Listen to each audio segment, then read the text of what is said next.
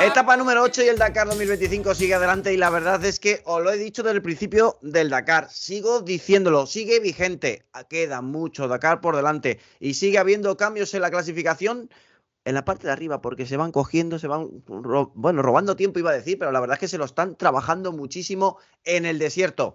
José Lagunar, Fernando Arribas, Nacho Salvador, grandísimo Dakar 2025 el que estamos viviendo. Grandísimo, Nacho, nos parecía una debacle española, que lo fue, y parecía que iba a perder un poco de interés, pero es que si te metes en la carrera está brutal. Y vamos a decir cómo va la general, porque luego algún oyente me ha escrito y me dice, oye, que os empezáis, os leáis a hablar, y hay muchos que os escuchamos sin saber muy bien cómo ha quedado. Es para lo que os escuchamos, primero decir y luego ya cascáis. Bueno, ahora os contamos cómo acabó la etapa, pero la general se queda así de apretada.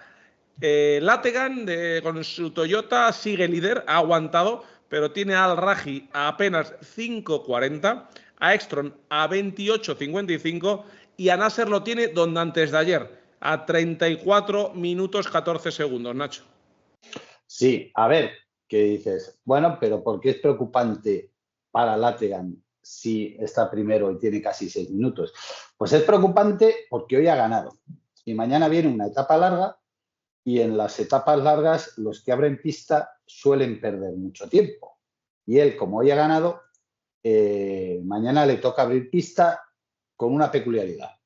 Al-Raji, que está a menos de 6 minutos de él, sale 1, 2, 3, 4, 5 puestos por detrás, que eso, con 3 minutos de diferencia cada coche, eso son 15 minutos.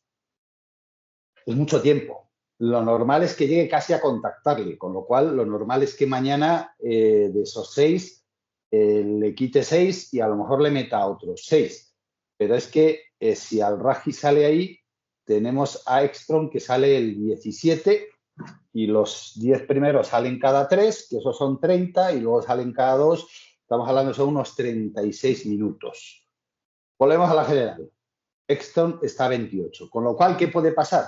Que mañana las cosas se den la vuelta y mucho. A ver, luego siempre está la mecánica, están los errores. Esto es cómo se hacen las estrategias. La teoría. Y claro, y puedes pensar, vale, genial, pero al día siguiente pasa al revés y Lategan es el que sale desde atrás. Sí, pero es que tiene la mala leche que al día siguiente son solo 100 y pocos kilómetros que va a ganar y que es el preludio de la última etapa larga, que es en el Empty Quarter y que es de 400 y pico kilómetros y le va a tocar abrir pista sin las trazadas de las motos. Con lo cual, con la estrategia en la mano, es el que peor lo tiene ahora mismo. Después de dominar toda la carrera, a falta de 3 días, es el que peor lo tiene para ganar el Dakar ahora mismo. Y el que mejor lo tiene es Al-Raji. Al-Raji lo tiene, nunca ha tenido el Dakar tan agudo. A ver, Nacho, que yo me he perdido. La etapa de mañana es en la que Lategan sale en una posición más desventajosa, digamos. Sale primero. Porque sale primero. Efectivamente, que es la etapa de mañana, día 14, pero mañana son 357 kilómetros cronometrados y se supone que a la de pasado, como mañana va a quedar peor, a la de pasado, que son 640 kilómetros, saldría mejor Lategan. Y luego volvería a salir un poquito peor en la más corta, ¿no? La de pasado, mañana son 357. Eso es. Y la de pasado,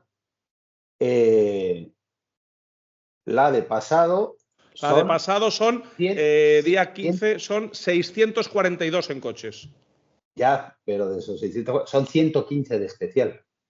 Cronometrador 123. Claro, 115 pues, motos, sí. Eso es, sí, los coches 123, pero son solo 120 kilómetros. Es decir, no es lo mismo tener para remontar casi 400 kilómetros que 120. En 120 no te da tiempo a mucho, por mucho que corras. Con lo cual, el resto tienen mucho tiempo para remontar que él no tiene. Es decir, él no tiene esos kilómetros. Pero sobre todo por la orografía de las etapas, que hay que decir que ahora vamos a comenzar dentro de muy poquito lo que es de verdad dunas, lo que es de verdad arena, y ya sabemos lo que pasa en este tipo de etapas. Claro, en ese tipo de etapas, en las etapas de arena, puedes acercarte a los de delante porque no hay prácticamente polvo, y B, el abrir pista es complicado y el ver cómo han ido pasando el resto es lo que te ayuda a hacerlo bien, porque lo más difícil en las dunas es ser el primero. A ver, pasa en una simple excursión. Lo difícil es ser el primero, porque es el que tiene que ir eligiendo dónde está la arena buena, dónde está la arena mala, dónde están las pozas, que te puedes caer a una poza. Y todo eso lo sufre el primero. El resto van teniendo pistas por las huellas que va dejando el primero, con lo cual, cuanto más coches, más deprisa. Eso tiene un límite, porque si han pasado 60 coches, las dunas están tan batidas que ya empieza a ser un problema de tracción, porque cuanto más pisada está la arena, más problemas de tracción tiene. Pero es verdad que entre los 15-20 primeros eso no se nota. Eso no se nota. Se ha incorporado Diego Durruti. Diego, bienvenido. Nos estaba contando Nacho que en vista de cómo ha quedado la clasificación general, ve al Raggi estratégicamente colocado, perfectamente colocado para lo que queda. Sí, sin dudas me parece que es esa diferencia que tiene de pocos minutos, 5 minutos, y la posición de largada y demás lo beneficia en un territorio que obviamente conoce. Dentro de 2 días van a estar directamente en el Empty Quarter, que va a ser la región que va a estar definiendo la carrera, y obviamente Lategan tendría que mañana tratar de mantener o ampliar esa ventaja. Si mañana Al-Rajhi logra una buena etapa y se posiciona al frente de la clasificación general, prácticamente Lategan debería olvidarse del triunfo y conformarse con el segundo lugar. Es una zona en la que el saudí se puede hacer muy fuerte, tiene que demostrar la madurez suficiente como para que uno lo tenga en cuenta como un real candidato y no como un mero postulante, ¿no? Porque Al-Rajhi siempre que está adelante suele accidentarse. Lo hablábamos, que el tema del Dakar es una competencia que no solamente se gana con velocidad, sino con experiencia sobre todo, y bueno, hay que ver cómo el saudí, que tendría la primera gran chance justamente de asegurarse un triunfo en esta etapa final de la carrera, actúa principalmente cómo conlleva la presión, ¿no? Es ahora un momento para la cabeza, digamos, para los que sepan templar, no ponerse nervioso y saber bueno, pues jugar sus bazas. Vamos a escuchar a Nasser cuando llegaba de la especial de esta etapa 8. Most of time we are like third car, but in the middle of the stage we open and it's, of course we lose a time, but yeah, we'll see tomorrow. Tomorrow will be another day, and now we are going south, and we'll see. Did you have any problem during the stage? No, nothing, no problem, nothing, but the navigation was very difficult. Okay. Lategan take advantage because he started after you. Yeah, he started 15, it's normal, Yes. you know. Tomorrow we can take also time from him, no problem, you know. Okay, and Antiquator is coming. We'll see. Okay, good luck. Thank you. Nunca pierde la sonrisa Nasser, que viene a decir que desde mitad de la etapa ha tenido que abrir pista, que no ha tenido problemas de navegación, que el único problema es que era muy difícil la navegación, ha dicho Nacho, y que es normal que Lategan fuera recortando, que salía en el puesto 15 por detrás, y que veremos si el Empty Quarter decide. Claro, es lo que hablamos. Cuando abres pista, vas perdiendo tiempo siempre. Sea pista o sea dunas. Y a él le ha tocado abrir pista, con lo cual ha ido perdiendo tiempo. Mañana Lategan abre pista. Al-Rajhi sale 15 por detrás. Nasser sale 15, 20 y tantos o 30 casi por detrás. Con lo cual le van a recortar mucho tiempo. Y Lategan en la siguiente etapa se invierte en las tornas, pero es una etapa de solo 120 kilómetros. Con lo cual tiene muchos menos kilómetros para remontar. Así que ahora mismo la carrera se ha dado la vuelta. Después de la carambola de ayer con el error del roadbook, a Lategan le está pasando, le ha fastidiado la carrera y ahora mismo está todo en su contra. Porque hay que ver cómo el salir por detrás te beneficia, porque en esta etapa, Nacho, siguiendo un poquito los parciales, en el kilómetro 130 ya venía el Lategan remontando, en el kilómetro 130 se ha mantenido ya líder hasta el final, y vamos a repasar, ha logrado una ventaja de 5:20 sobre Al-Raji, 12:17 sobre Al-Attiyah, y le ha metido 18 minutos y medio a Matías Ekström, ¿eh? Como es lo que decimos, ¿no? En apenas 130 kilómetros de especial, siguiendo trazas, siguiendo polvo, ¿no? Imagino que tú ves las trazas, ves el polvo y vas viendo que lo que tu copy todo coincide, con lo cual todo fluye y el piloto corre cada vez más. Sí, hombre, lo vas teniendo todo mucho más fácil porque va quedando todo mucho más marcado. No tienes que pensar en la navegación, entonces vas llegando a los cruces y entras a fondo. No tienes que ir despacio para ver por dónde es. Entonces, cuando hay temas de navegación, yendo atrás es muchísimo más fácil. Eso, el maestro en esto era Carlos Sainz, que colocaba muy bien estas etapas para poder estar. Fijaros, el año pasado, Sainz perdió mucho tiempo antes de la etapa que decían que era de mucha navegación, que todos dijimos, la ha cagado porque ha perdido demasiado tiempo, porque salía en el puesto 30 y tantos, y hizo lo mismo en el empty quarter, y cuando en el empty quarter llegamos, que además coincidía con la etapa de 48 horas, cuando llegaron a dormir, todos sabíamos que Carlos había acertado y que había ganado el Dakar. Con lo cual, estas estrategias, mientras siga existiendo, mientras la carrera sea igual y no hagan como en las motos, que se beneficia de alguna forma a los que abren pista, seguirá habiendo estas estrategias y abrir pista penalizará. Hay que decir que Lategan salía en el puesto 15, Ekström salió tercero, Al-Attiyah cuarto, Al-Raji sexto, ahí a media tal. Bueno, pues todo va cuadrando, ¿no? Oye, ¿qué os ha parecido, Diego, la posición en la etapa? Lategan ha ganado la etapa, como decimos, Guy Botterill con esa Toyota, tampoco es un asiduo, pero bueno, los Toyotas siempre están arriba, pero los dos Century, tercero Serradori y cuarto Barawana. Yo creo que en la medida que la carrera vaya justamente buscando a su ganador, aquellos que eran protagonistas de las etapas anteriores van a ceder terreno y les van a permitir a aquellos que vienen detrás, como los Century, tener cierta relevancia, ¿no? O como Botterill también, por ejemplo.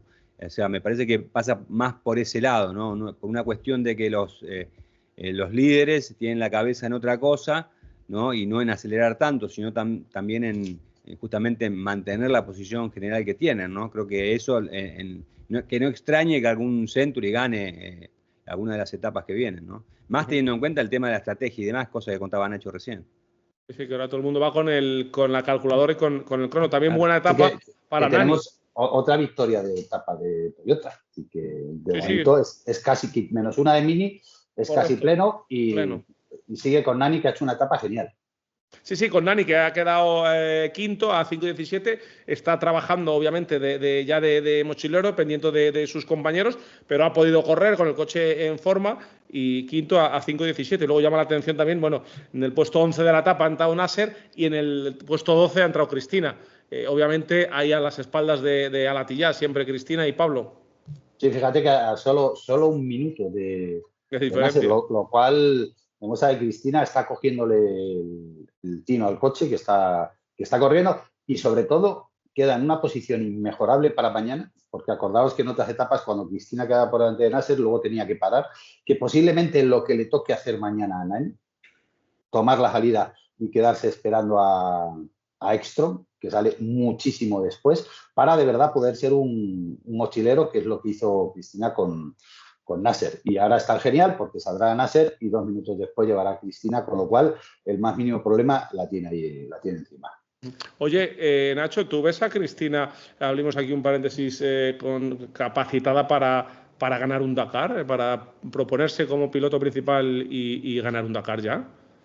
A ver, yo creo que todavía no. Lo que es verdad es que Cristina es súper constante, que eso lo demostró el año pasado en Challenger, que estaba siempre ahí, y te remito a lo que pasó en su momento con Jutta Kleinschmidt, que es verdad que era muy rápida, estaba siempre ahí, hubo una carambola y ahí estaba y ganó el Dakar.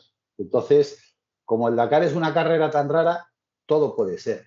Por velocidad, es verdad que sus compañeros de equipo son más rápidos que ella, también son mucho más experimentados. Pero está ahí y la verdad es que está haciendo buenos tiempos. Y ayer, que era una etapa complicada, con mucha duna, os recuerdo que con los tiempos en la mano había llegado segunda, lo que pasa que luego con todo el lío de la parte que se cambió, todo se tergiversó bastante porque se difuminó la realidad de la etapa, pero hasta ese momento, hasta que hubo el lío, ella iba en quinta posición y están ahí todos los gallitos, con lo cual yo creo que está haciendo un buen Dakar, está aprendiendo mucho, cada vez va más deprisa, con lo cual, pues mira, todo puede ser. Bueno, pues así queda este Dakar en coches, que se está poniendo muy Fernando, interesante. Dime, Antonio. No, solamente me gustaría saber, en la visión también de conocedor de esta carrera, como es en el caso de Diego, como es el caso de Nacho, ¿cuál veis más dunero en este caso? ¿A Nasser o al Rajid? Porque es donde se va a jugar absolutamente toda la carrera. Yo creo que los dos son muy duneros. Es decir, es verdad que, a ver, a mí el estilo de Nasser, cómo conduce Nasser en las dunas, para mí es el estilo más bonito del Dakar. Tú le ves cómo se tira a las dunas, que se tira, pues claro, lo que hace un mortal es cuando llegas a una duna tirarte de frente. No, él se tira de lado para ver lo que hay al otro lado y derrapa entrando en la duna, pero claro, para hacer eso hay que tener una experiencia de la leche. Y el estilo que tiene Nasser es bestial. Pero claro, Al-Rajhi es que conducen las dunas igual de bien que él. Es verdad que a veces está un poco más locatis. Bueno, no es que Nasser le sobren tornillos, pero bueno, que cualquiera de los dos alucinas de cómo conducen las dunas. Sí, yo suscribo con lo que dijo Nacho. Me parece que los dos son expertos. Recordemos que los dos compiten en este tipo de terreno desde hace muchísimo tiempo. Tienen esa gran ventaja de saber incluso cómo son las dunas o lo que hay detrás con solo un vistazo, ¿no? Esa experiencia obviamente les permite encarar cada duna con naturalidad y bueno, los dos están jugando cosas importantes, ¿no? Principalmente Rajhi con la posibilidad de ganar su primer Dakar y entrar en la historia como el primer saudí que gana justamente esta competencia y encima obviamente en su país y bueno, Nasser tratando de exprimir al máximo ese Dacia a la espera de un milagro, ¿no? Porque tiene una amplia diferencia con respecto a los líderes y debería esperar justamente que los tres primeros tuviesen grandes problemas mecánicos como para perder muchísimo tiempo y él no solamente eso, sino salir a descontar tiempo, ¿no? Evidentemente los dos están en terrenos que conocen muy bien y que seguramente van a saber aprovechar al máximo. Yo solamente voy a decir las declaraciones que hizo en 2022 Nasser y con eso terminamos. Hablando de coches, por supuesto. Nací en el desierto, no le tengo miedo. Bueno, está en su casa, obviamente, y así es, y lo demuestra año tras año, que es uno de los pilotos más preparados para las dunas. Bueno, Nacho, dile. Espera, para acabar con los coches, vamos a hablar de los dos españoles de la categoría grande de los coches. Y luego escuchamos a Isidre. Que son Isidre Esteve y Giovanni, el cocinero. Y Esteve lo ha hecho muy bien hoy también. Ha terminado en el puesto 21, con lo cual ya está empezando a estar en su sitio y Giovanni está en el 32, con lo cual los dos están empezando a colocarse y se ve que esta segunda parte de la carrera les está yendo mucho mejor. Les está yendo muy bien y no hace falta más que oír a Isidre para darte cuenta. Tercer top 20 en este Dakar 2025. Sí, señor. Tenemos una buena segunda semana sin problemas. El coche funciona bien. Hemos tenido la pista bastante limpia. Salíamos a 2 minutos, así que disfrutado muchísimo, especial muy rápida. Y la parte final muy lento dentro de un wet con muchísima piedra, pero estamos bien. Y mañana más. Pues ahí hoy es a Isidre feliz y hablando de mucha piedra. Por cierto, que se incorpora don Javier Guilón, que tenía yo aquí minimizada las cámaras y no lo había visto. Como es tan discreto, no llama a la puerta, no entra dando timbrazos. Javi, te incorporas hoy, que has tenido ahí curro estos días, no has estado con nosotros, y te incorporas todavía a disfrutar de la emoción porque has visto cómo está apretado este Dakar. Sí, está apretadísimo en todas las categorías, ¿no? Sí que es cierto que en coches con alguna que otra sorpresa, sobre todo ayer, ¿no? Con cambio de organización que para muchos era acertado, para otros no tanto. Yo creo que va en contra de la esencia del Dakar, pero bueno, en fin, opiniones varias. Y luego he estado echando un ojo a Challenger, SSV y camiones, y es que está todo súper interesante, muy divertido. Ajá. Bueno, pues vamos a seguir con esto y vamos a seguir cumpliendo promesas que hemos hecho en este programa. Y es que ayer Nacho se despedía otra vez diciendo: mañana os explico cómo se sale de una poza de arena, cómo se sale de ese fregado, que luego vamos a colgar un vídeo de nuestros amigos del Dakar Classic con esa Mitsubishi L200 de Ibiza Dakar Classic que vemos ahí cómo salen de una poza. Yo me lo voy a apuntar, ¿eh? A ver, lo de la poza. Depende también del tamaño de la poza. A ver, ¿qué es una poza? Pues Tomo nota, Nacho. Tomo nota. Las dunas tienen una... Y cuando se juntan varias dunas, hay veces que detrás hay agujeros. Y eso es lo que llamamos... Es como un hoyo de cuando jugábamos al agua de pequeños. Y puede ser pequeñito, puede ser mediano o puede ser grande. El problema es que en esas zonas la arena es bastante blanda, con lo cual te cuesta un poco salir. Si no es muy grande, lo primero, cuando te quedas en una poza, lo primero que tienes que hacer es desenterrarte. Con un coche de carreras, los modernos, es relativamente fácil porque como llevan los gatos que levantan el coche, lo levantas con los propios gatos, pones arena.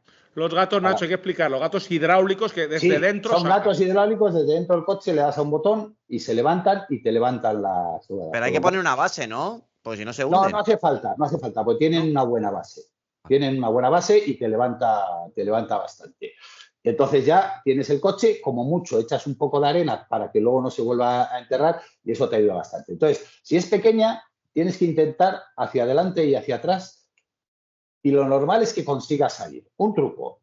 Es verdad que en las dunas, con coches, vamos a hablar ahora de coches de calle, se va mejor en marchas cortas por una cosa, porque las dunas hay que hacerlas despacio cuando vas con un coche de calle, porque si no, cuando sales de las dunas no te queda ni un solo plástico. Hay que hacerlas despacio. Entonces, es más fácil ir haciendo tercera, cuarta, al ir en cortas, con una caja manual, que hacer, si vas en largas, el cambio segunda, tercera y tercera, segunda, en todos los coches, ahí hay un salto bastante grande.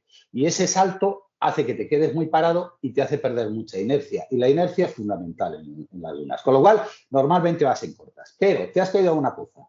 Entonces, la corta es muy corta y si intentas salir en primera, escarbas mucho, tienes mucha potencia y escarbas tanto que te vuelves a atascar. Con lo cual, ahí lo ideal es, en largas, das marcha atrás, sales todo lo que puedes y al dar marcha adelante, con la primera lo logras sacar. Si es un poco más grande, que son pozas grandes, que no llegas arriba, cuando coges un poco de inercia, empiezas a girar y empiezas a dar vueltas dentro de la poza. Lo que decimos centrifugar la poza. Y centrifugas hasta que empiezas a coger velocidad y ya sales. Esto dicho, es relativamente fácil. Luego hecho, me acuerdo una poza que nos caímos una vez se cayó un buen amigo y entre Manolo Plaza y yo tardamos hora y media en sacar el coche y tuvimos que empalmar 10 planchas de arena para poder sacarlo porque no conseguíamos que cogiera la velocidad para centrifugar. Pero bueno, es divertido, juegas con arena, tal, el ir a las dunas siempre es divertido. Recordar esa hora y media que tardasteis, Nacho, hubieran sido 3 si hubieras estado solo 1. ¿Y por qué digo esto? ¿Recordáis el año pasado cuando Isidre nos contaba que había estado Chema Villalobos 3 horas paleando, que él estaba llorando por la impotencia de no poderlo ayudar? Obviamente no se podía él bajar a palear. Eso tuvo que ser terrible, ¿eh?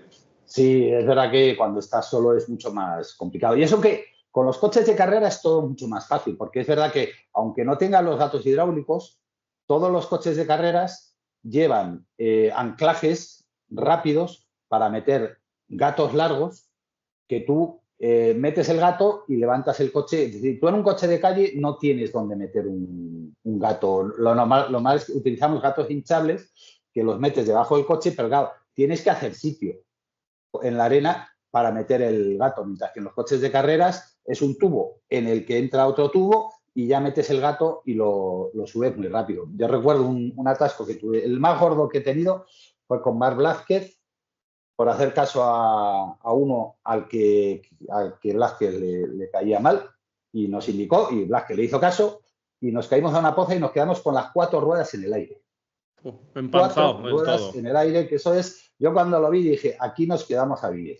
Y en 20 minutos teníamos el coche en orden de marcha. Porque a base de gato, un poco de pala, un poco de gato, planchas, no sé qué, vas colocando el coche, lo vas colocando y una vez que está colocado Lo que no hay que hacer en un atasco es, imagino, pregunto, es insistir con el gas cuando las ruedas ya no, cuando ves que no hay tracción, lo que puedes hacer es hundirte más, ¿no? Hay que ser claro, parar enseguida. Cuando estás atascado, si insistes, cada vez se hunde más. Y entonces, claro, es peor insistir. Y luego el atasco más tonto que he tenido fue con mi buen amigo Manolo Plaza. Y yo con Manolo solo me he atascado una vez y fue ese. Y fue en un Dakar. Como hacéis todo, Manolo y tú, lo hicisteis a lo grande. Sí, a lo grande. Y no fue a lo grande, fue para hacer el imbécil. Había una duna de estas cortadas y entonces, desde la duna anterior, que era más alta, vimos que estaba el coche de la televisión. Y dijo Manolo, ya verás, voy a hacer una toma que te caga techuda. Y entonces dejó el coche apoyado en la duna para con las 4 ruedas que saliera arena y que quedase muy bonito. Pero lo calculó mal y nos quedamos con las 4 ruedas en el aire y le dije, ya te vale Plaza. Total, y delante de la tele. Sí, delante de la tele. Y ya nos bajamos del coche y ya cuando llevamos un rato paleando, me asomo y le digo, Plaza, ¿tú para dónde estás paleando? Dice, yo para salir para adelante. Digo, vale, pues yo para salir para atrás. Entonces íbamos bajando el de adelante y yo de atrás íbamos bajando la duna. Y ya nos pusimos de acuerdo, paleamos para el mismo sitio y en 2 minutos lo habíamos sacado. Porque cuando entras en una duna, en una poza de ese estilo, digamos, se sale más para atrás, que es de donde vienes, para adelante, o depende, no tiene nada que ver. Depende de cómo esté el coche colocado. Cuando lo ves, tú ves hacia dónde va a salir. Y otra de las cosas que me llama a mí la atención, y ya aprovecho para preguntarte, es cuando el piloto se sube, se ponen las planchas, ya aquello empieza a salir, el coche sale. Ostras, el piloto, ¿dónde decide parar para no empanzar? Tiene que el cuerpo te pide ya seguir. ¿Dónde te paras? ¿Cómo decides el sitio? En un sitio que esté un poco cuesta abajo para luego poder seguir. Siempre. Porque claro, luego tienes que recuperar las planchas. Claro. Que esa es otra. En las planchas hay un truco que les pones una cuerda muy larga y esa cuerda es para que cuando el coche tracciona sobre las planchas, las clava en la arena y literalmente desaparece. Nosotros poníamos cuerdas de 2 metros y una vez en una atascada quedaba solo la puntita de la cuerda. Es decir, la plancha se había clavado 2 metros dentro de la, de la arena. Las pierdes. Entonces, buscas las cuerdas y ya tiras y sacas las planchas. Porque es verdad que sin cuerdas se pierden muchas planchas y se quedan ahí para siempre. Y en esos atascones, ¿qué es lo que más sufre del coche? ¿Embrague, caja de cambios, transmisiones? El embrague, ¿no? Sí, porque te puedes cargar el embrague si no tienes cuidado. A ver, son embragues cerámicos y te la tienes que liar mucho para cargar tu embrague, pero puede pasar, ¿eh? Puede pasar. Bueno, pues hemos dado un buen repaso a cómo salir de una poza de arena. Antonio, ¿lo tienes claro para ese Vitara que estás poniendo tú ahí en orden para cuando te quedes empanzado? Se ha quedado sin habla. No puede quitarse el micro. Hay veces que se atasca el micro, bueno, pues se reinicia y luego se ha quedado sin palabras, Nacho. ¿Lo cuentas todo también? Pues, eso el día que queráis nos vamos todos a las dunas y lo probamos juntos. Eso, el día que queráis está hecho. Ya me ha funcionado, Ahora sí, ahora que el cachondeo ya te ha funcionado. No, ahora, en serio. Lo está apuntando, me he dejado... Antonio, ¿tú a quién te llevas de copia? ¿A Lagunaro o a Quilón? ¿A quién te pides? Yo, bueno, para hacer cosas por el campo que me va a estar diciendo todo el rato, ponte el cinturón, quítate el cinturón, por favor, te estás pasando de los kilómetros. A Quilón. Ah, te has pedido a Quilón, vale. Pues yo os voy a decir una cosa a los 6. Una, si algún día me quedo empanzado, el truco es llamar a Nacho Salvador. No pienso coger ni un solo apunte, yo le llamo, pongo en manos libres y que me vaya diciendo lo que tengo que hacer. Y la segunda, si queréis venir a hacer a empanzar coches o desempanzarles en la arena de los Pinares de Segovia, yo no voy a ir de copiloto. Bueno, los equipos han quedado un poco descompensados, porque si Antonio va con Javi y yo voy con José, quedan los 2 cracks que van juntos, que son Nacho y Diego. Ahí... Bueno, pero os vamos esperando en lo alto de las dunas tomando un mate, ¿verdad, Diego? Sí, totalmente. Javi, ¿cómo lo ves? Yo lo veo. A mí me da igual el que pilote, si lo importante es el navegante, ¿no? El navegante, efectivamente. Bueno, oye, vamos a darle un chipacito a seguridad vial, porque Nacho, me metes en todos los fregados, porque comentas tantas cosas que José va cogiendo pinceladas y ayer te oyó hablar de los hands, del arnés, del casco, y claro, como bien dice José, el casco y el arnés todo el mundo lo tiene más o menos familiarizado. Pero el Hans, José, que me decías que era interesante que contáramos un poco por encima de lo que es el Hans.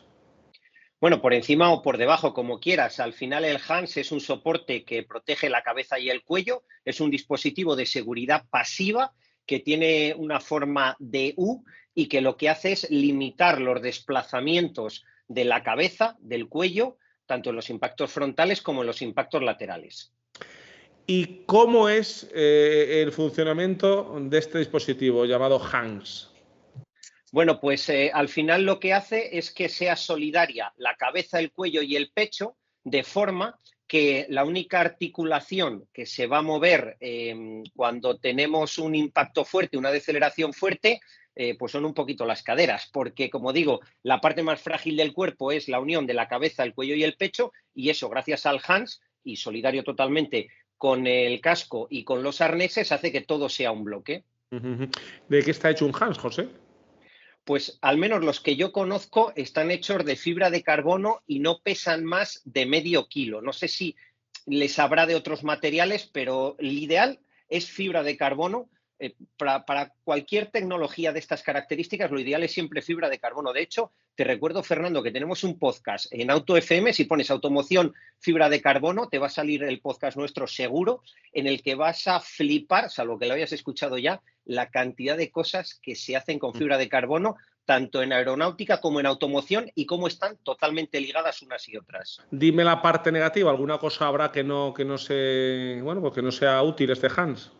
Bueno, a ver, al final pesa un poco y sobre todo limita mucho los movimientos. Claro, tú vas en el coche, estás habituado a ir en el coche y tú giras para la derecha, giras para la izquierda y en milisegundos tienes una visión lateral muy rápida. Cuando vas con el Hans puesto, hombre, pues tú a lo mejor haces el intento de girar, pero lo máximo que vas a poder girar es un poquito los ojos, porque lo que es el cuello es muy solidario y permite poca movilidad.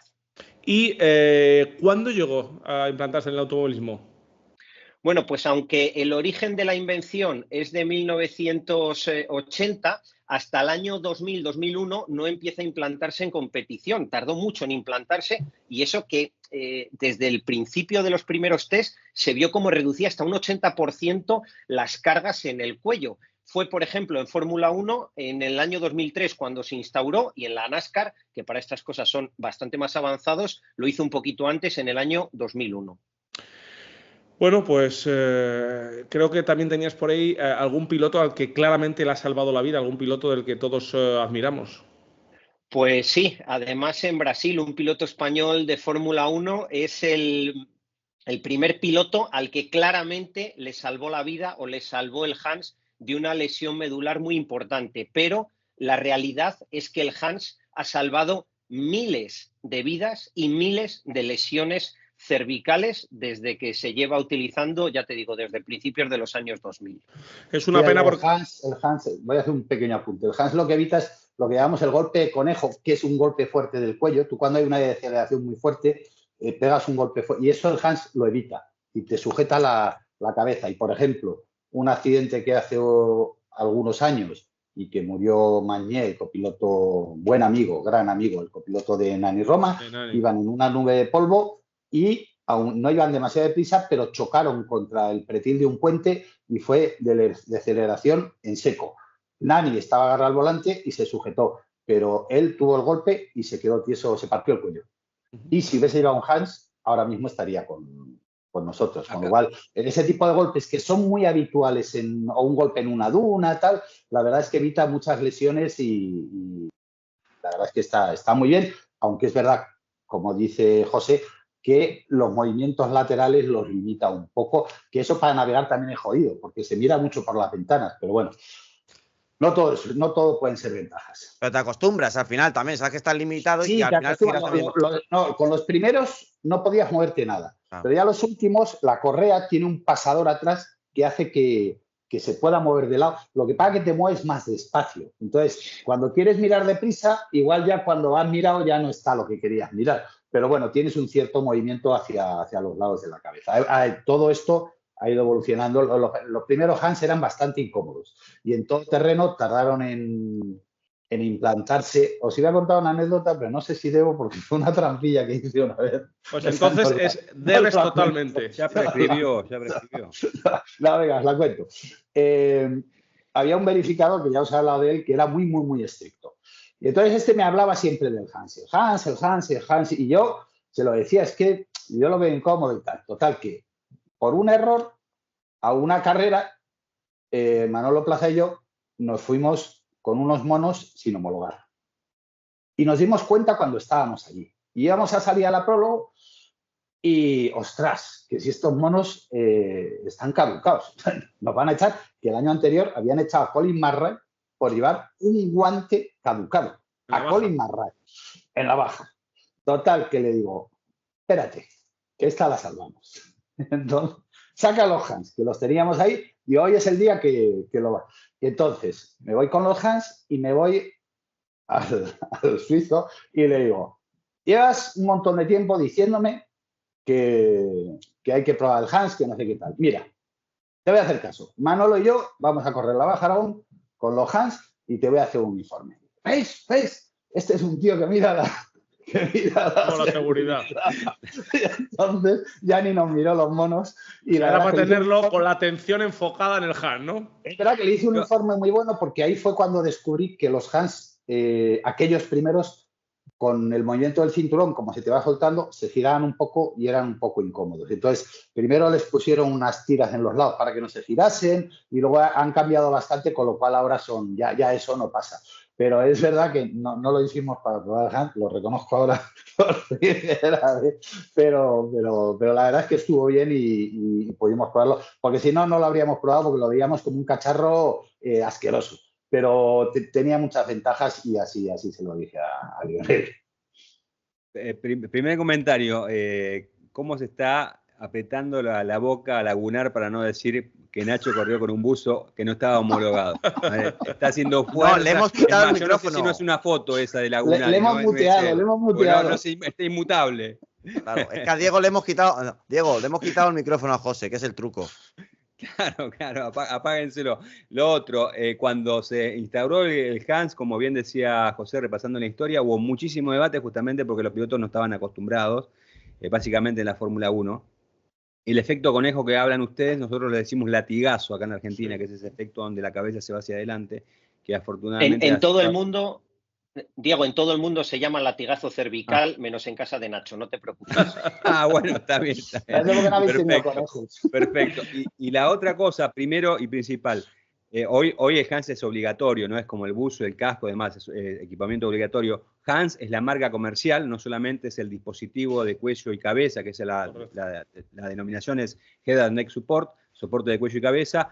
Y ustedes fíjense cómo somos los argentinos, que tuvimos nuestra propia versión del Hans, una cosa increíble. Sorpréndenos.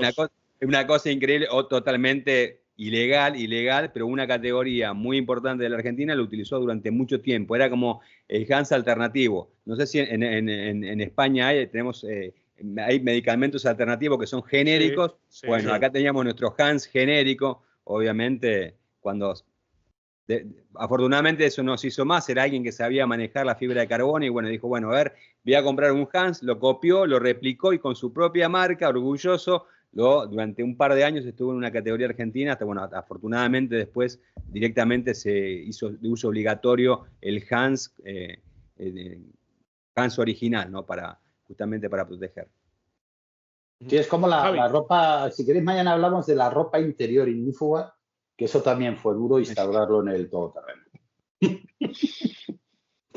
No, yo por añadir, simplemente decir que al final todos los avances en seguridad que ha habido a la historia en la Fórmula 1 y en el automovilismo siempre han sido criticados, ¿no? Recientemente el halo, hemos visto cómo nadie quería el halo, nadie quería el aeroscreen y a la vuelta de unos años pues ha demostrado que era necesario, ¿no? Porque han salvado vidas. Y en la NASCAR, por ejemplo, es que van erguidos, ¿no? Porque todavía en un Fórmula 1 tú los ves que pueden girar mínimamente la cabeza hacia los espejos, pero en la NASCAR es que ni siquiera eso, porque van rígidos, van embutidos, prácticamente, sí, solo pueden mirar al frente. Las butacas tienen como unos protectores laterales que impiden que el movimiento, ¿no? Sí, unas orejas.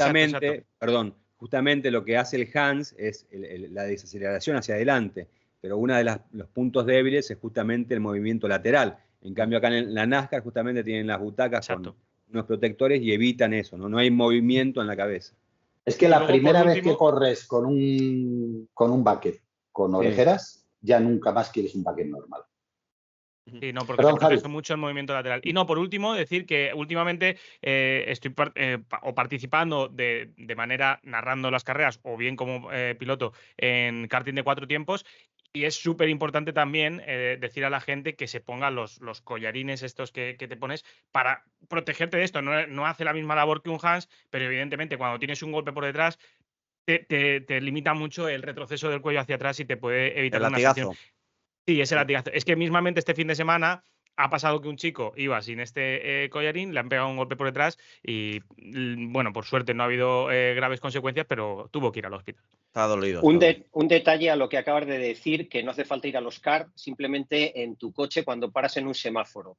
Lo que no tienes que hacer nunca cuando estás en un semáforo es mirar al lateral, ni a la derecha ni a la izquierda, porque el cuerpo es capaz de absorber una energía brutal en este movimiento.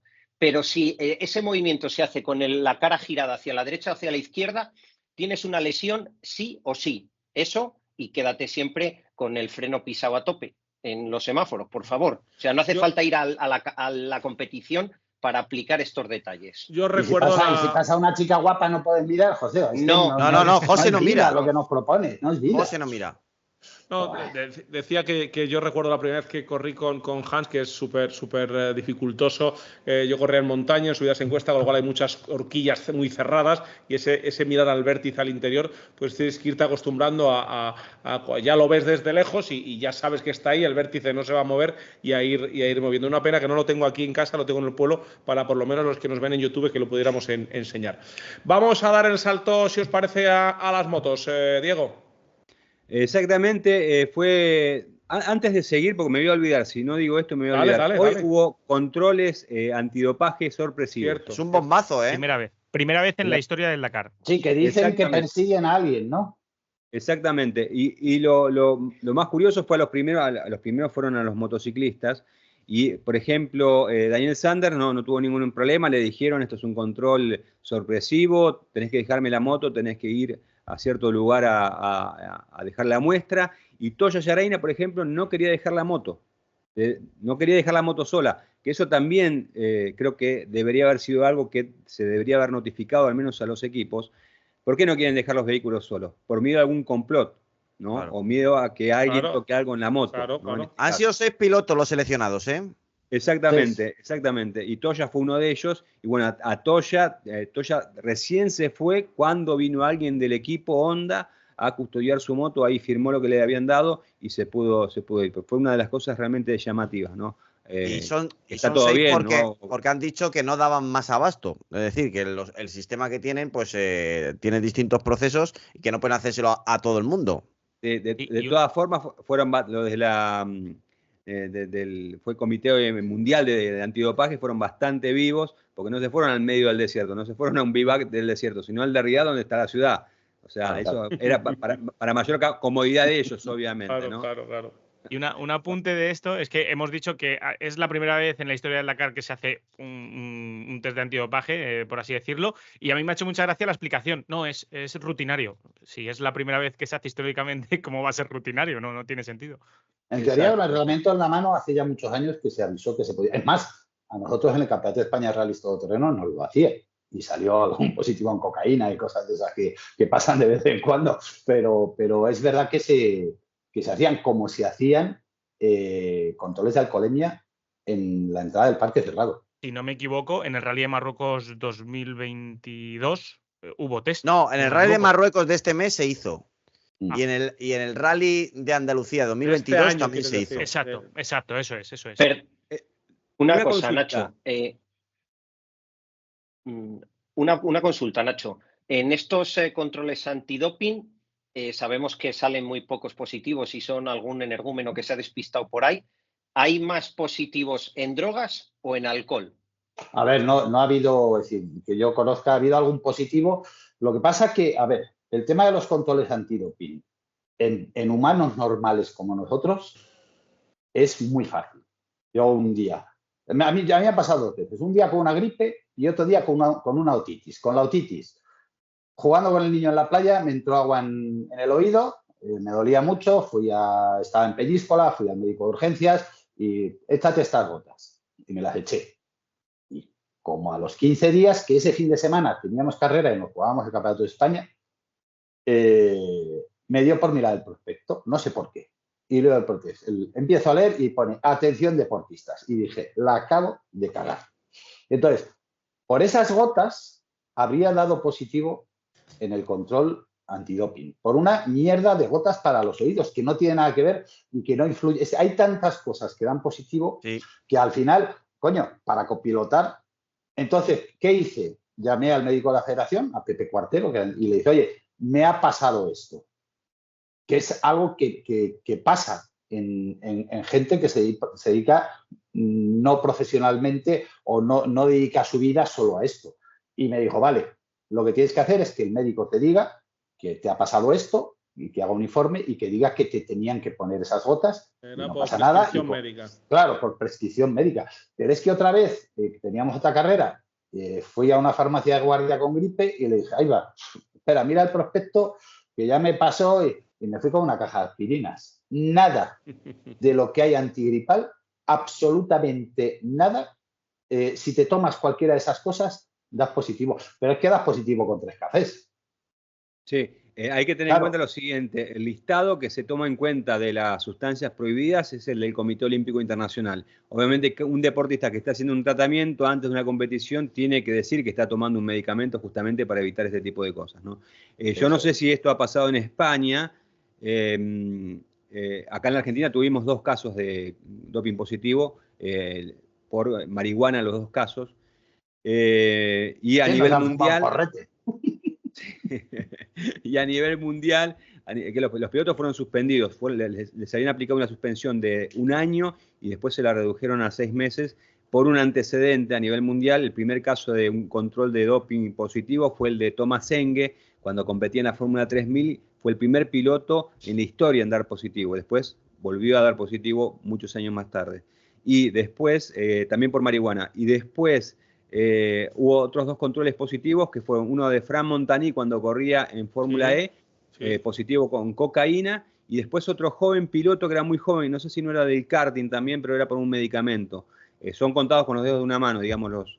Fran Montagny, cuando escribía yo, cuando estaba yo en Autoedo y hacía las World Series by Nissan aquí en Europa, ya tuvo un problema con tema de porros, de cannabis, y luego con la Fórmula E lo remató con el tema de la cocaína. Vamos con la... Muy rápido, chicos, que nos comemos el tiempo, chicos.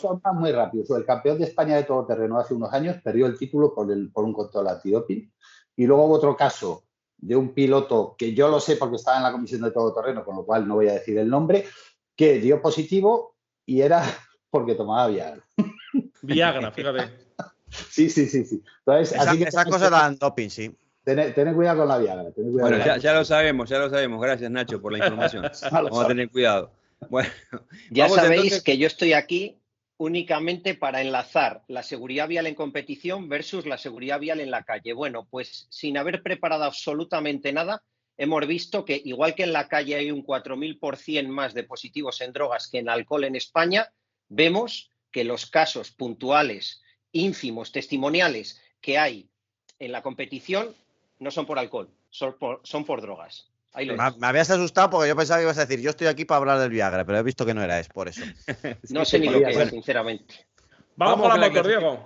Vamos con las motos antes de que Fernando tenga un colapso, nervioso con el tema del tiempo. Bueno, fue una jornada bastante particular, hubo un accidente muy grande de Pablo Quintanilla, afortunadamente muy bien, en el kilómetro 133 de la etapa del día de hoy. Fue auxiliado por Luciano Benavides y Adrián Van Beveren, justamente los dos pilotos quienes lideraron la clasificación de esta etapa número 8. La victoria fue para Luciano Benavides por 2 minutos de ventaja sobre Adrián Van Beveren.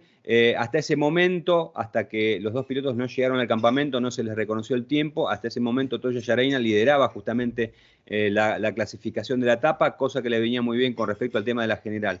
Y en la general hay que destacar que se mantiene al frente Daniel Sanders, tiene 11 minutos de ventaja sobre Toyo Yareina y está tercero Adrián Van Beveren. Con el triunfo del día de hoy, Luciano Benavides asciende a la cuarta posición en una pelea muy intensa que va a tener con Van Beveren por el tercer lugar. Están solamente separados por 9 minutos. Las primeras posiciones las completan Brabeck en el quinto lugar, House en el sexto, Nacho Cornejo séptimo, Canet haciendo un gran trabajo nuevamente. Es más, creo que es el mejor resultado en etapa, ¿no? En el prólogo lo había ido bien, pero en etapa con el octavo lugar y liderando la R2. Noveno, Ebster también líder en la R2 y Svitko completando justamente las 10 primeras posiciones. Y en Rally 2, para los españoles, obviamente, esta información, está liderando la clasificación Edgar Canet con 31 minutos de ventaja sobre Ebster. Canet fue segundo en la etapa hace una o dos etapas, ¿eh? Eso sí es su mejor perdón, posición. exactamente. Recuerda. Exactamente. Vamos con Luciano Benavides. Bueno, ha sido un día muy duro, la verdad. Me sentía muy bien al inicio. Después del primer repostaje, bueno, lo vimos a Pablo Quintanilla en el suelo, lo cual nos asustamos mucho. Al principio estaba un poco como dormido, no estaba bien. Obviamente una situación difícil. Y después, bueno, esperamos que llegue el helicóptero, lo ayudamos a ponerlo en la camilla y de ahí pudimos continuar. Pensaba que, si bien cuesta salir después de una situación así, volver a apretar y hacerlo bien, pensaba que iba a ser un beneficio en cuanto al tiempo y la verdad que todo lo contrario. Los pilotos de adelante no nos dejaban pasar y hay dos pilotos que no sé a qué jugaban, pero era muy peligroso ir en el polvo. Me demoré más yendo de atrás que si no hubiese frenado. Así que me sorprendería si hubiese ganado la etapa porque la verdad que estratégicamente no me salieron muy bien las cosas.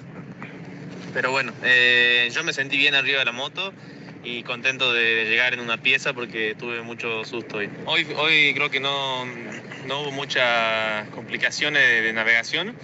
La última parte habían dunas, pero eran unas dunas lindas, o sea, no se perdía mucho tiempo, eran como rápidas. Así que bueno, yo apreté todo lo más que pude, di lo mejor. No sé cómo, hasta que no sepa el resultado no quiero pensar, pero bueno. Si el segundo, bien igual, me siento contento con la moto y por cómo manejé todo el día. Luciano, fuera de lo deportivo, ¿cómo se supera una instancia como la que pasaste hoy junto con Pablo Quintanilla, a quien conoces muy bien, obviamente? ¿Cómo manejás el chip en la cabeza para estar en lo deportivo, auxiliarlo y después volver otra vez a la situación? Sí, ahí bueno, hay que ser muy frío en ese momento porque bueno, fue un golpe fuerte y ver eso es duro porque estamos todos expuestos a ese tipo de accidentes. Así que salir de ahí obviamente tenés que resetearte otra vez y encima hacerlo aún mejor, porque si empezás a desconcentrarte, empezás a cometer más errores o podés volver a caerte. Y hoy después de esa parte había una sección que hemos pasado los Dakar anteriores y habían caminos muy rotos, entonces era todavía más peligroso. Y sumado al polvo de algunos pilotos que no se dejan pasar, todavía más. ¿Y en ese momento se habla con el piloto accidentado? ¿No se habla? ¿Se acompaña? ¿Cómo es ese momento? Sí, bueno, al principio cuando llegamos estaba como... No estaba inconsciente, pero estaba medio dormido, como un poco choqueado y los ojos estaban un poco como lentos. Pero bueno, sentía todo, me pudo mover todo, así que lo acompañamos ahí. Y bueno, ojalá que no sea nada y que se recupere pronto, le mando muchas fuerzas. ¿Era una zona muy peligrosa donde fue el accidente? ¿Cómo, si me puedes contar un poquito más? Era una zona, no, era muy rápido, pero como veníamos cortando los caminos, cortando las líneas, era un cruce de camino que en el roadbook no decía que era un peligro. Y era un peligro 1, pero no, para mí eso era un peligro 2 o 3. Y bueno, si no era él iba a ser otro, porque realmente estaba feo para pegarle. Luciano, bueno, pues resulta, Diego, estremecedor, ¿no? Cómo tienes que tener los arrestos para jugártela en una moto, para llegar para ver a un compañero en ese sentido, y una vez se lo lleva el helicóptero, tú sin saber todavía si está bien o no está bien, volver a ir con el mango a fondo y a volar por las dunas. Hay que ser de otra pasta, macho. Sí, totalmente. Más allá de eso, obviamente hay que ser de otra pasta para correr el Dakar. Particularmente lo que son hoy por hoy, ¿no? Los atletas de elite trabajan mucho con psicólogo deportivo, y no es la excepción Luciano Benavides, tanto Luciano como Kevin, y estimo que varios más, tienen el asesoramiento justamente de psicólogos deportivos durante todo el año, y dentro de lo que se trabaja es justamente la visualización, ¿no? Cómo visualizar ciertas situaciones y cómo actuar. Y dentro de ese trabajo que se realiza durante todo el año está justamente cómo actuar ante estas situaciones, ¿no? Eso de resetarse rápido, de auxiliar a quien está herido, esperar la asistencia y, bueno, automáticamente subirse al vehículo y seguir como si nada hubiese pasado. Es algo que se logra con el tiempo, repito, son visualizaciones que se trabajan durante todo el año para que automáticamente el piloto actúe de una manera fría ante una situación en la que requieren justamente todos los sentidos, y bueno, obviamente uno no deja de ser un ser humano, pero bueno, es lo que se trata de hacer justamente cuando uno está corriendo en el Dakar, ¿no? Ser solidario. No es fácil, ¿eh? Yo lo he vivido, el accidente aquel famoso de Libia, estaban amigos y se habían hecho mucho daño, y luego montarte en el coche de carreras se te hace cuesta arriba, Obviamente no es fácil. Luego también tenemos, Diego, a Santolino, en el puesto 53 de la general. Estaba haciendo una muy buena carrera, estaba ahí en ese top 10 que sí, siempre él está. No tuvo una buena jornada hoy. Pero después del refueling ha tenido un problema, nos lo contaba, y se lo achacaba o pensaba el que podía ser por el combustible, pero no la pasaba a nadie más, así que ha sido Suserko. Pues hemos conseguido llegar al final, día largo. Al final he conseguido que la moto volviera a arrancar, pero he perdido más de 1 hora y media hoy. Así que nada, se nos complica mucho la general, pero bueno, por lo menos estoy en carrera, intentar disfrutar de lo que queda, a ver si salen días buenos. Y nada, no sé qué puede haber pasado exactamente, ha sido por el refueling, he mirado todo, el nivel eléctrico estaba todo bien. Finalmente he decidido cambiar el inyector y cuando parecía que no inyectaba, he puesto otro inyector y ha empezado a funcionar, así que bueno. Bueno, pues eso, que en mitad del desierto un piloto tiene que saber de mecánica y poder cambiar un inyector. Hora y pico, lo que es el Dakar, Diego, de un día para otro, hora y pico para atrás. Sí, totalmente, ¿no? Suele suceder esto. Los problemas mecánicos también a esta altura de la carrera son muy comunes, ¿no? Y bueno, hay que estar preparado para todo, ¿no? No solamente le pasa a los motociclistas, sino también a los pilotos. Lo hemos visto durante estos días, ¿no? En varios pilotos que han tenido que reparar sus autos para poder seguir. Nacho, ¿nos contabas ayer que Kawasaki llega al Dakar? Sí, lo contaba porque lo leí en una noticia, creo que era de LAS, que Kawasaki está estudiando muy seriamente, está en el Dakar, y ellos decían que el año que viene habrá 2 motos oficiales en esta carrera, con lo cual bienvenidos sean, porque siempre es bueno que haya motos nuevas, siempre es bueno, siempre viene bien. Lo que estaría genial, ya que viene Kawasaki, creo que con Kawasaki corre Jorge Prado, ¿no? El chaval este español que corre motocross y que lo gana todo. Que está en Estados Unidos. Que está en Estados Unidos, pues entonces ya estaría bien que lo pusieran ahí, que estuviera, que entrase en el Dakar. Pues sería algo muy interesante, porque desde luego es una auténtica figura.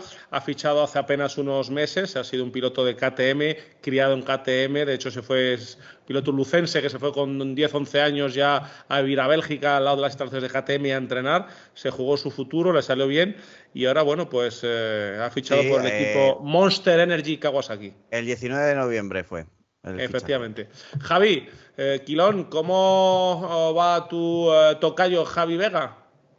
Bueno, pues hoy en la etapa número 8 ha quedado sexto a 31 minutos de la cabeza, donde ha ganado la etapa Emmanuel Guiens con Benjamin Melot en la segunda posición, separados por 1 minuto 42 segundos. Y curiosamente en la general, los tres que acabo de mencionar están exactamente igual. Emmanuel Guiens, el rumano, está primero con 11 minutos 48 segundos sobre Benjamin Melot, el francés, y Javi Vega se sitúa sexto a 4 horas 21 minutos de la cabeza. Pero bueno, Javi sigue disfrutando, diciendo que perdió mucho en estas últimas etapas, sobre todo con la navegación, pero que está disfrutando mucho encima de la moto y eso es lo importante. Bueno, pues así está la categoría motos, que como decimos queda con Sanders. Tenemos a nuestro Tocho Sarreina a 11 minutillos, Van Bederen a 21 y Luciano Benavides a 30 minutos de la cabeza, con Canet octavo en la general. ¿Cómo ha sido la etapa hoy para Challenger y Side by Side, Javi?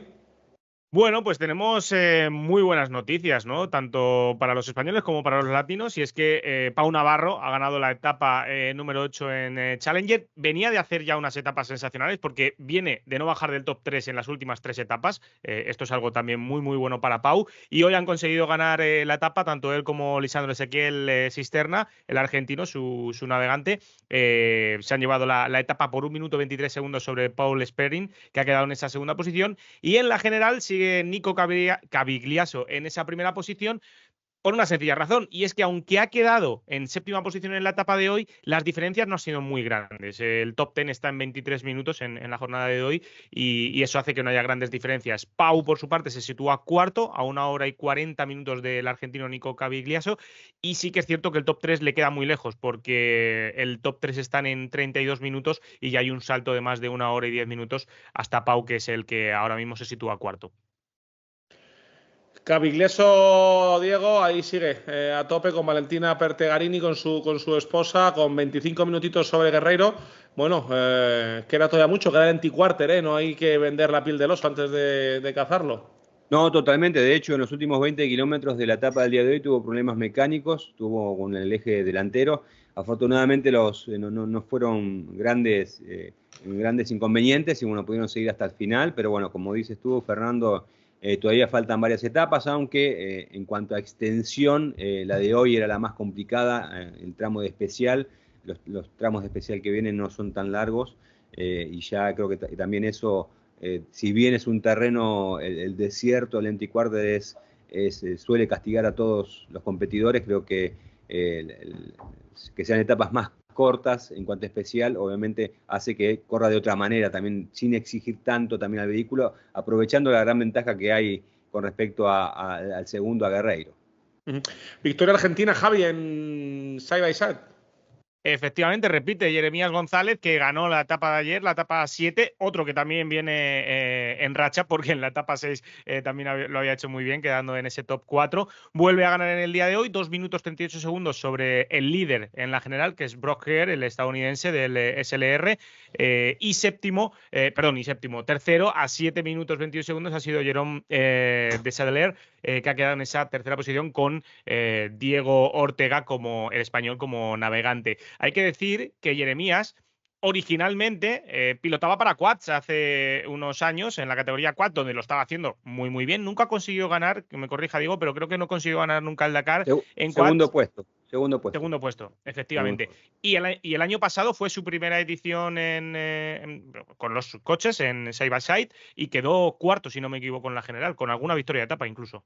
Exactamente, hay que destacar que Jeremías González Ferrioli está compitiendo con la modalidad de Dakar Experience, es decir, él abandonó, se reenganchó, pero por esta modalidad del Dakar pueden competir en etapas, ¿no? En su caso en particular no corre para el Mundial. Si corriera para el Mundial de Rally Raid sumaría puntos por cada etapa. En su caso no, directamente compite por la etapa y bueno, sigue para llegar al final. Hay que destacar que los pilotos que corren como Dakar Experience no pasan por la rampa de llegada. Eso es un honor solamente para los finishers. Ellos tienen una rampa que es muchísimo más modesta y le dan una plaquita de terminaste el Dakar Experience, pero nada más. Por cierto, antes de que nos digas cómo va la general, Javi, en esta etapa, Nacho, en el top 10 se nos ha metido nuestro amigo Fidel Castillo, 10º. Sí, se ha metido 10º. Yo creo que es la primera vez que se mete en la etapa entre los 10 primeros. Está un 10º en la general. Farrés ha sido 15, ha perdido bastante tiempo. La verdad es que los últimos días no se le están dando nada bien a Gerard Farrés. Aún así, sigue entre los 10 primeros. En la general está en el puesto 8. Y siguiendo con los españoles, vemos que también Domingo Román ha llegado en el puesto 29 con su Polaris. Es decir, que están todos ahí. Todos los españoles de la categoría siguen adelante. ¿Cómo va la general de side by side, Javi?